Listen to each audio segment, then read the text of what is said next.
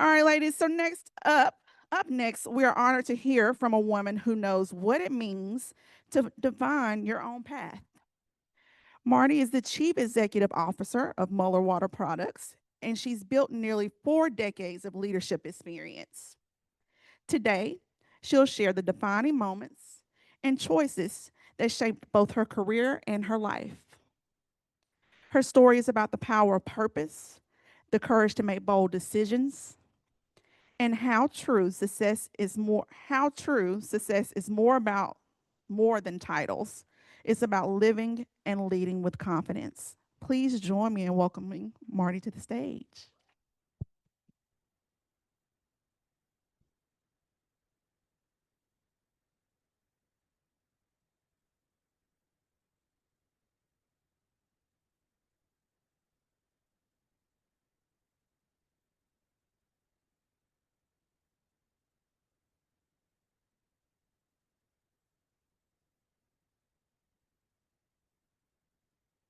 All right. Well, good morning. I will tell you, after hearing some of the presentations that I've heard, it is very humbling to stand up here, as we have heard from the women that we have heard from so far and those that we will continue to hear from.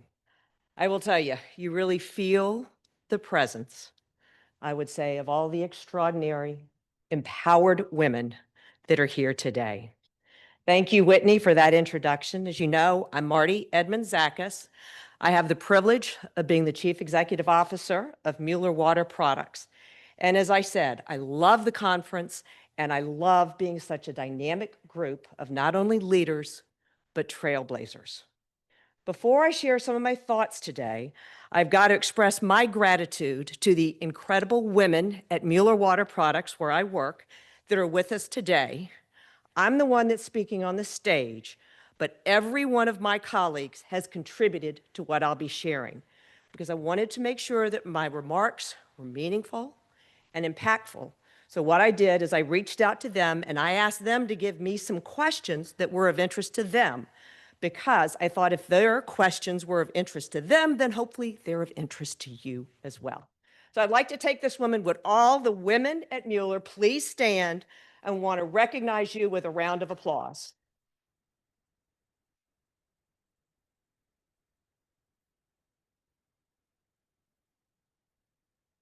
I will tell you that working with all of them is not only a privilege, but it's truly inspirational. So a lot of what I do is I get to talk about Mueller Water Products. I'm going to take this opportunity just so you know who we are, because although we may not be a household name, I guarantee that you can't live without us. We are a company, we have a remarkable legacy. For nearly 170 years, we've been in business, and we were founded actually not far from Chicago. We were founded in Decatur, Illinois, about 3 hours from here, and we stand at the forefront of water infrastructure. We enable communities and cities across North America to deliver clean, safe drinking water, something almost everybody takes for granted, although the good news is we're taking it a little bit less for granted going forward, but is essential. Our headquarters is in Atlanta, Georgia. We are listed on the New York Stock Exchange, and within our industry, we are a leader across our product offerings. Our products touch nearly everyone, even if we aren't a household name. We manufacture all sorts of exciting products like iron gate valves and specialty valves and service brass products and pipe repair products, fittings, leak detection solutions, and fire hydrants. So, in fact, we manufacture our fire hydrants in Albertville, Alabama. Albertville, Alabama, it is known as the fire hydrant capital of the world. And if you happened to be watching Jeopardy the other night, you would have found out that that was the clue and the answer, or however the clues and answers work. But anyway, the fire hydrant system across the US is so cool. Sorry, I get excited about this. It is so cool because it's what we see above ground that connects to all the water underground that ultimately is the water that is coming out of your faucet. So anyway, within our industry, our name, Mueller, is iconic. In fact, to the customers we serve, the Mueller brand name is just like the Coca-Cola brand name. It is a symbol of trust, quality, and reliability. We generated over $1 billion of revenue. We have about a $4 billion market cap. We're a vertically integrated manufacturer with 10 facilities. We have 2 steel and 1 brass foundry, and most of the products that we make are made in America. We're also innovators within our industry. We have 5 research and development facilities across the globe, and we are continuing to work to develop leak detection solutions, software solutions, advanced products, everything we can do to help our customers address the aging water infrastructure across the U.S. I'm passionate about the work that we do, and I'm passionate about the wonderful employees that we have that are dedicated to not only servicing our customers, but are also dedicated to ensure that we get our water systems in the place that they need to be. Mueller's purpose is connecting communities to water, life's most essential resource, with exceptional people, solutions, and products. It gives meaning to our work, and it unites us as a team at Mueller. And I do believe that that strong sense of purpose, and you've heard it from a number of the speakers so far this morning, it's vital to each of us, no matter what our industry is or no matter what our role is. So now I'll turn a little bit from Mueller Water Products. And when I was invited to speak at this conference, I found myself reflecting. If I could go back to the start of my own journey, what's the one piece of wisdom that I wish someone had whispered to me? It's not an easy question, but if there's a note I want to linger in the air today, it's the power and importance of self-empowerment and living with intention. And you've heard that from the speakers already this morning. I believe that our personal and our professional lives are deeply intertwined. Each shapes and reinforces the other. And the purpose and values that you have are the compass that guides you through both. Knowing when and where to draw the line is important, but who you are and who you want to be at your core connects every aspect of your journey. So who am I? My professional journey spans over 40 years. I've always worked a lot. I've had summer jobs, holiday jobs. I even worked for my dad once, which was probably the toughest job of all. I'm a firm believer in education, both formal education and informal education. I have a JD and an MBA, but I've always gravitated towards the business side. So going back to the question, what advice do I wish that I'd had? I'm going to go back and say it is that self-empowerment. Merriam-Webster defines empowerment as the act or action of empowering someone or something. But for me, true empowerment isn't a gift handed down. It's a flame that you light within yourself. I can't urge you strongly enough. Empower yourself. Don't wait for someone to empower you in your career, in your life. Empowerment means understanding your environment and taking charge of your own destiny. It's about you being your own champion, building the life you want, equipping yourself with knowledge to care for yourself and your loved ones. I note that in the afternoon, there's a track that talks about finances. Every single female should understand their finances. Never let someone else take it over for yourself. You don't have to do it all. Just understand what's going on. And if you don't understand it, ask some questions and educate yourselves, because it is one of the single most important things that you will find throughout your life, particularly when the unexpected happens. Make sure you are ready for it, because there is nothing quite so formidable as a woman shaping her own destiny. Now, let me ask sort of a general rhetorical question. Have you ever contemplated your purpose? Is it about climbing the corporate ladder, achieving that delicate balance between work and life, or maybe both? Just as I referenced what Mueller's purpose is and how that's so important for all of our employees and everything we do day to day, I think it's also important to have your own personal stated purpose. I'll tell you what mine is. I want to make a positive impact on the world and the people that I encounter.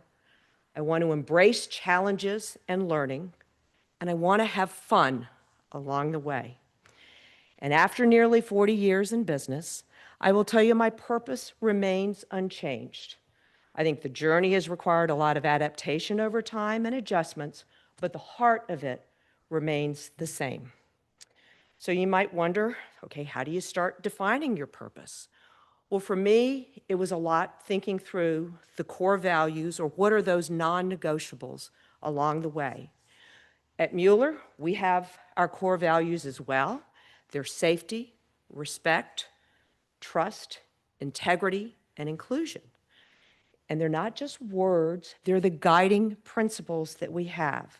And the reason that these values are so important throughout your career, because you're gonna encounter difficult times. There are gonna be storms, you're gonna question yourself, and you're just not gonna know what to do. And the importance is when these challenges arise, it can be your values that can help murky decisions maybe become a little clearer, easier, and it will know how to help steer things, but I think it also helps you to be true to yourself. My husband and I raised 4 children, and I will tell you, as a young mom, when I was coming along, there were a lot of discussions. There were things called the mommy wars, and there were concerns about whether children being raised by working moms would turn out okay. And in case you didn't have enough doubt as you were going through that, in 1991, there was a cover article on Fortune magazine. Can your career hurt your kids? You know what the answer was? Yes! Okay, but we know that's not true. And I do believe that when you are finding purpose in your work and in your personal life, with your values as your compass, you can make it work. It's not going to be easy, but I think it can be worthwhile and rewarding.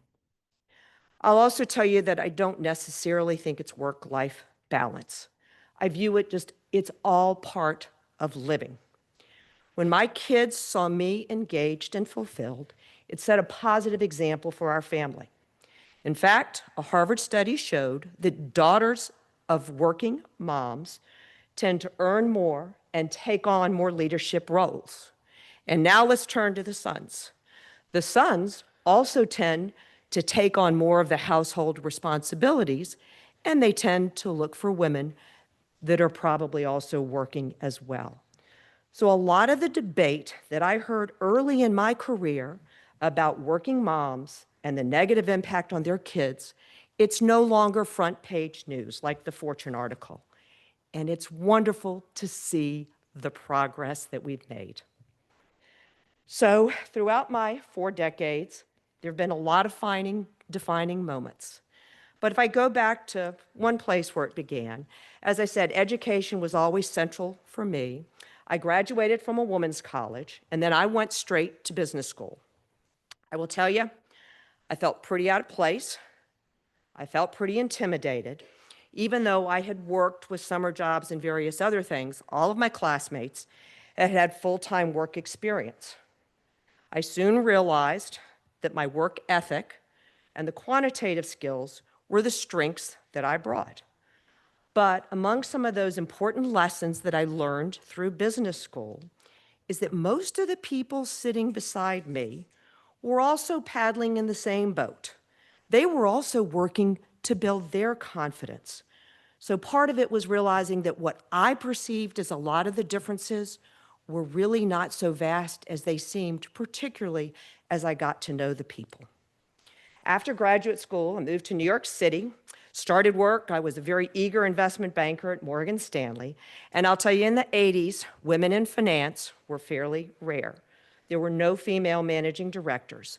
But I do remember that there were a few of the senior women there, and the particular attention that some of them paid to the younger women.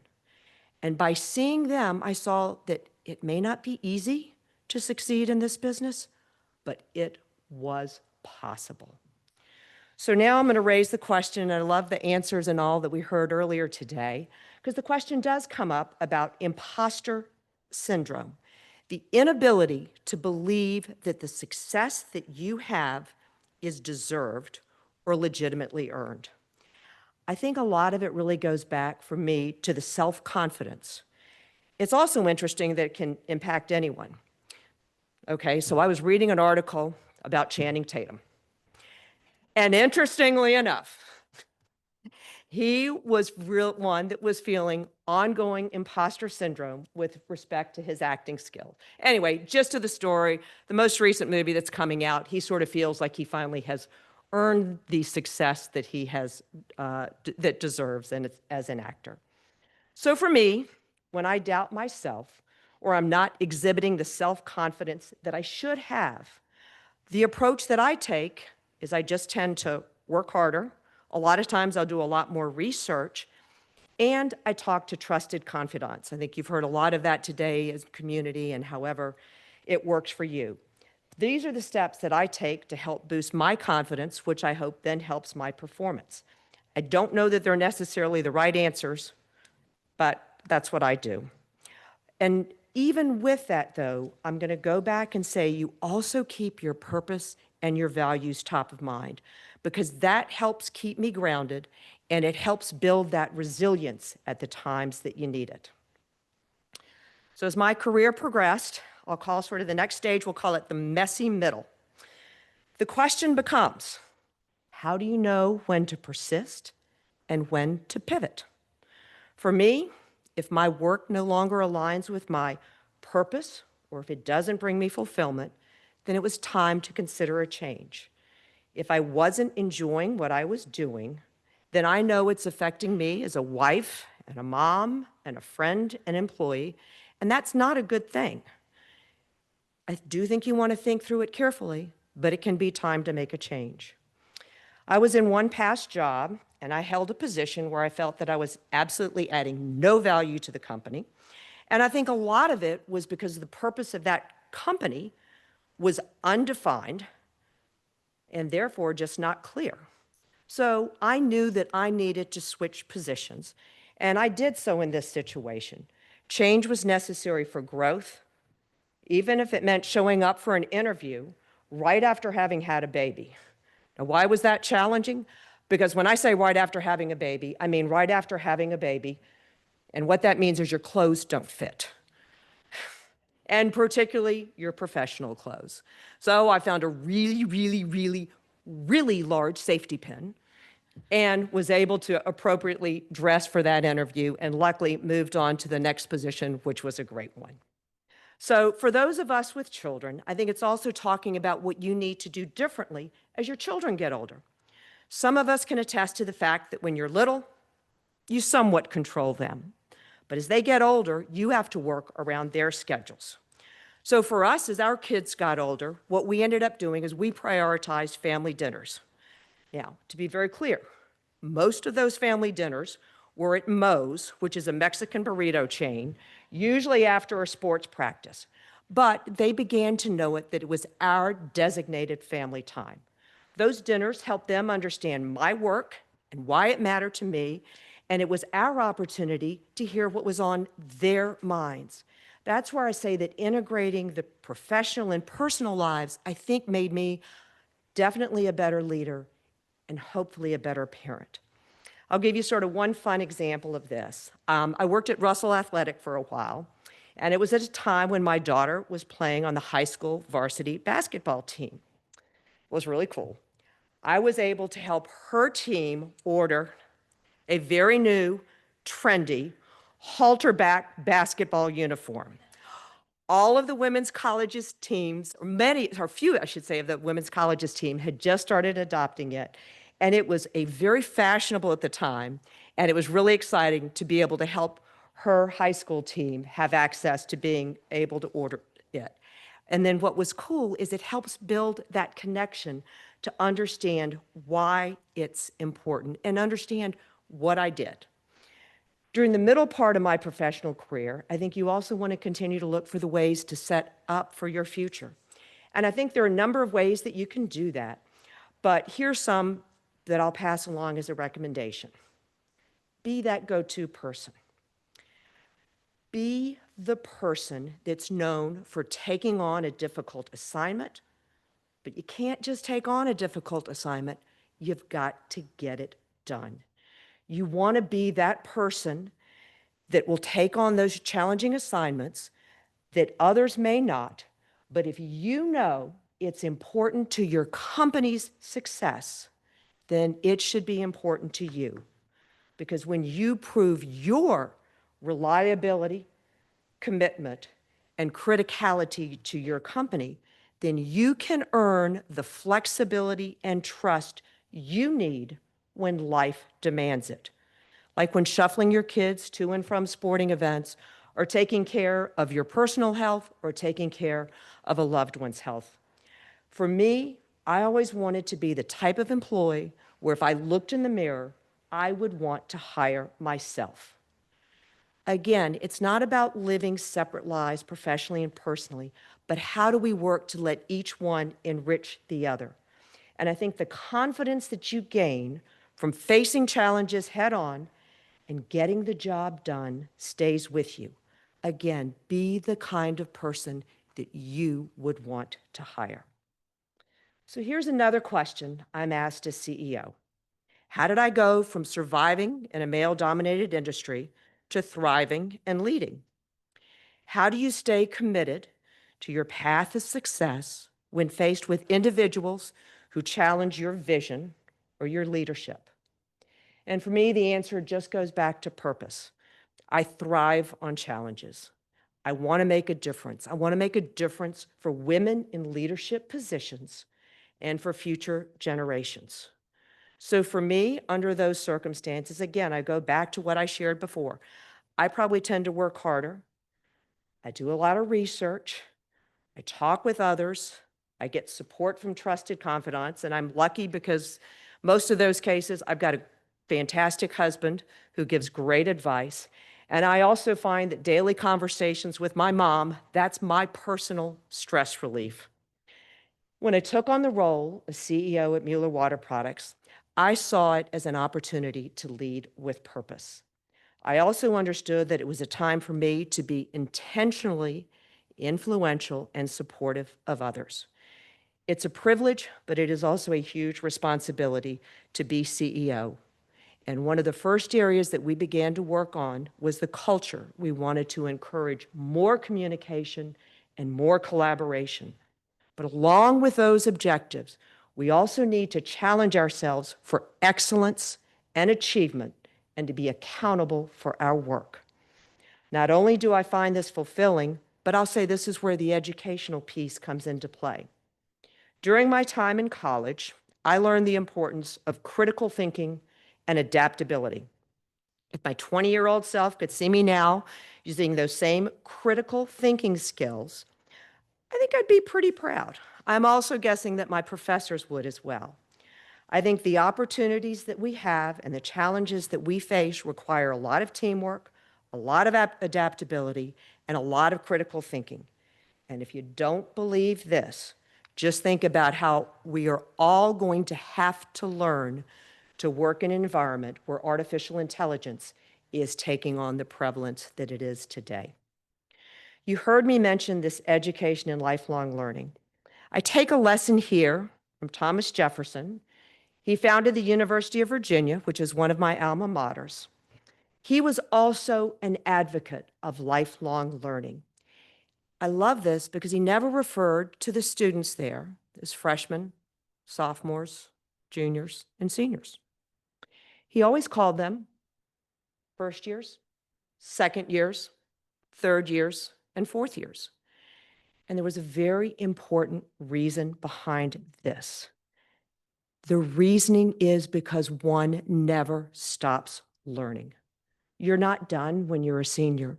You are constantly learning with everything you do, thinking critically and being adaptable. I think of this as a permanent self-improvement project. So as I reflect on my legacy, I hope that people will remember me as an authentic leader, committed to our purpose, constantly striving to improve, leading with care and humility, and demanding excellence, challenging our company and our employees to be committed to excellence because it is so important for the communities and for our customers. But we also want that culture and environment that we all want to work in. Being a working mom, I've had a front row seat to the progress that we've made as a society. And it's important that we positively acknowledge those changes and remember how far we've come. We've gotten to where we are today, thanks in large part to the dedication of generations before us who had the confidence and humility to learn from those around them and demonstrate how irreplaceable we are. I have learned so much from my kids and the generations before me.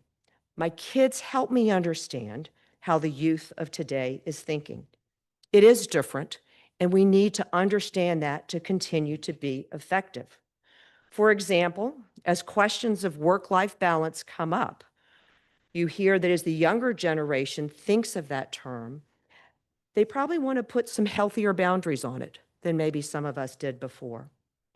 And I think that the supportive environment that we've had and better policies for women really help with that. The importance is, even with the improvements that have been made, it doesn't mean that it's going to be easy. It still requires hard work. But as we look around this room and see, there is so much more support, I think, that we have to help us along the way. So I have a great new title today. I am a working grandma. I am fortunate to have 3 grandchildren, and I'm filled with energy and gratitude and eager to support the next generation of women leaders, my kids, my grandkids, and all of you. I remember some of the struggles that I had along the way, and what's important is now I can be that cheerleader for the next generation of women. Today, my focus is a lot on understanding where I can be a force for good, where I can be intentional in lifting others up, because I find that that is deeply rewarding, and it's where that whole teaching and learning come together. I love helping out where I can, showing other women a path to success and fulfillment, taking on responsibility, and delivering. I know that seeing that support can make a difference. Your journeys matter, and the support that you all give each other and we all give each other makes a real impact. So in closing, I want to remind you all of the importance of defining your purpose. As I said, for me, my purpose is still my guiding light. I hope you all leave here today equipped to navigate your own path with confidence, ready to embrace your empowerment, not as a destination, but as a way of living and leading. You all are an inspiration to me, and I want to hear about your journeys. Thank you.